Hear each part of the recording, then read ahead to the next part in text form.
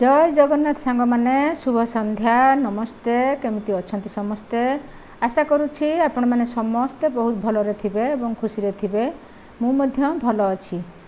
आज पवित्र राधाष्टमी उपलक्षे समस्त को ढेर सारा शुभेच्छा और शुभकामना जनाउछि। आज मु जो कविता आपण मानकु सुनेबी एइटा मो जीवनर प्रथम लेखा जहाँकि मो स्कूल मैगजीन मशाल रे प्रकाश पाइथिला। ताहले आसंतु मु पढ़ी शुणाऊँगी मोर से कविता अतृप्त मन।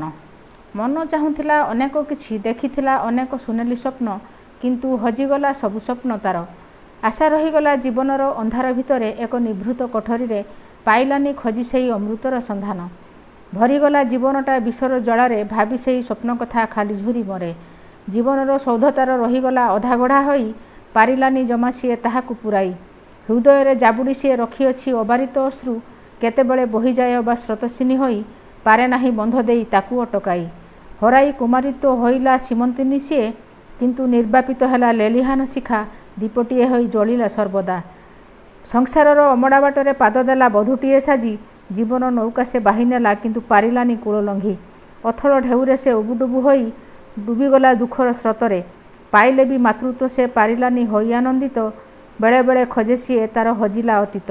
लेखिका सुरभिराणी पुकुन। रहिली नमस्कार।